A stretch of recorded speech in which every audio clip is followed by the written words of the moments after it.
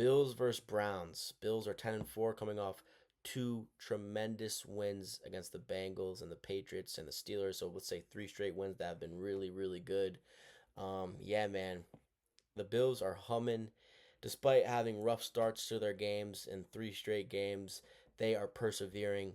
They are resilient. And the Browns coming off a really bad loss against the Bears in Chicago 31-3. They lost three games in a row. They lost to the 49ers, the Titans, and the Bears. Now they have to face Buffalo, but luckily they're back at home. And they have been a gritty, gritty team in Cleveland. Now take in mind, Buffalo fans, this Cleveland team probably more banged up than it was when they played the Packers. They beat the Packers at home when the Packers were fully healthy. I think the Bills should definitively win this game.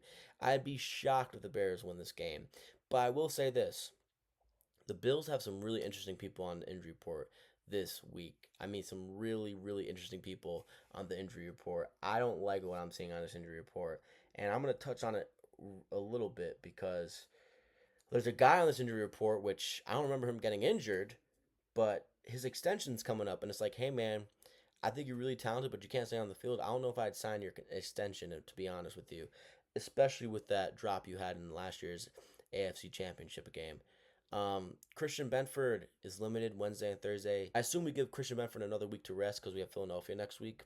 Terrell Bernard is most likely to play this week. Deion Dawkins didn't practice 2 days this week on Wednesday and Thursday because of an illness. I assume he's good to go. McCole Hardman should be back from IR. He had a limited and then full practice on Thursday. Taron Johnson was full and then limited. I assume Taron's going to go. Daquan Jones full, then limited. I assume he's going to go. But Dalton Kincaid did not practice for 2 straight days with a knee injury.